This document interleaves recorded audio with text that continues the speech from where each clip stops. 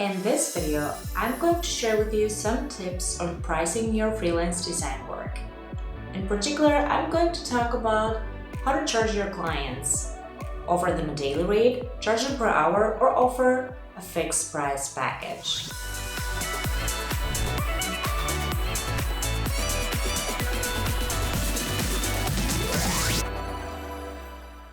Hey guys, and welcome back to Iglika TV. If you're searching for a video that will actually explain how much you should charge, this is not it. Today I'm just going to talk about how and when to charge by the hour, offer a daily rate, or offer your clients a fixed price package. So option number one, charging by the hour. I personally don't charge most of the clients by the hour. It's typically when a client comes to me and I have never worked with them before and they need something super small. It's usually like something needs to be done really fast, same day, or like they need something the next day. And so I will usually charge 20% more than I usually do. And it needs to take less than 5 hours to complete. If I estimate that a task will take me more than 5 hours per day, then I usually charge by the day. So of course, as a freelancer, you should already know that you need to track your time, not only to prove your client how many hours you've worked on the project, but also it's for yourself, it's for your business. So you need to know how much on average a task is taking you. If you're doing UX, there are things like doing user surveys that you can't really track. Like if you're conducting a user survey, I'll charge by the day, but charging by the hour is usually suitable for UI work. This is what I mostly do. Wireframes or UI work, quick changes, I always charge by the hour. The actual disadvantage of charging by the hour is, of course, if the work takes you more hours than you quoted the client for. So if you quoted 4 hours, but instead you end up spending 8 hours, that's not good. And it also doesn't look if you go back to the client and ask for more money. So again, charging by the hour should be only used for very small projects where you know exactly how much time you're going to need in order to deliver. Option number two is charging by the day. Okay, that's when you quote a daily rate. Usually, especially in Germany, if a client is searching for a long-term collaboration, they will ask you for your daily rate. The reason for that is that the client actually needs to know how much you're going to cost them. So if they're willing to hire you for 2 weeks or more, usually in Germany anywhere between 3 to 8 months, then it's mostly on a daily basis. Okay, this is for bigger projects. Now the disadvantages of daily rates are the following. Number one, you may end up working more than 8 hours a day. So when you say I charge by the day, the client assumes that you work 8 hours. But sometimes, especially if there's something like an update that needs to be pushed online, something that needs to get done really fast, then you may end up working like around 10 hours a day. Of course, it's up to you to balance this out. And for example, the next day you can work for 6 hours instead of 8. The second disadvantage of having a daily rate, in my opinion, is that if you're working in a team, you are dependent on other people.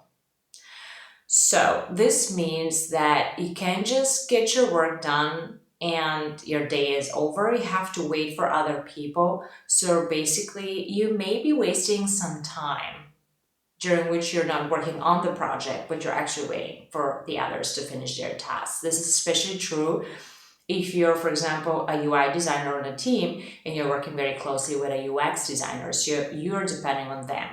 In this case, if you're not the only designer on a team and you're quoting a daily rate, there is again the problem of you having to spend more than 8 hours a day. The last option there is out there is a fixed pricing or a package pricing. I rarely do that just because fixed pricing can be very dangerous for you. So what I mean by that is if a client approaches you and asks you for a quote for something bigger than a landing page, let's just say a client needs a complete redesign. And they do provide some information, but still there is a lot of guesswork.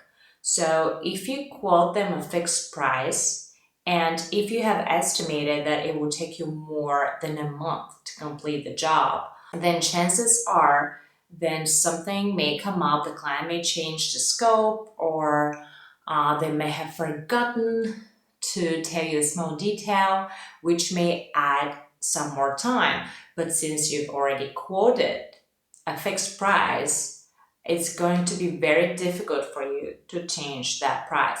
So if a client approaches me and tells me like, okay, Iglika, I need a complete redesign of this product, but I need a fixed price. How much is that going to cost me? I do two things. Number one, I try to calculate how much time that's going to take me. And of course, I add a little bit of a buffer, and then I give them a quote, which is usually around 30% higher than what I think it will take me, just to make sure that if something goes wrong, I'm on the safe side.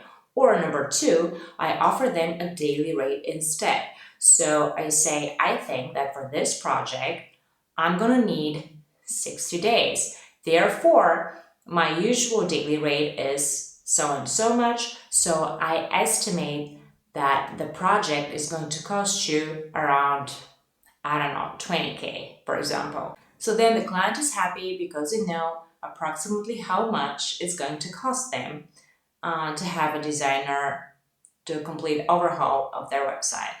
So bottom line is, don't be afraid to explore different pricing options and be aware of the disadvantages of each pricing option. Also, make sure you're always tracking your time. I use Toggle, for example, I use it daily. Since I've been tracking my time for a while, I know exactly how much time it's going to take me to prepare wireframes for one page. So then if a product has 10 pages, I can easily calculate how much time I'm going to spend on that. So what I really advise you is to track your time always and add some buffer. I hope those tips were helpful and you can use them in your own freelance work. If you have any suggestions and comments, just post them below, and also don't forget to subscribe to this channel.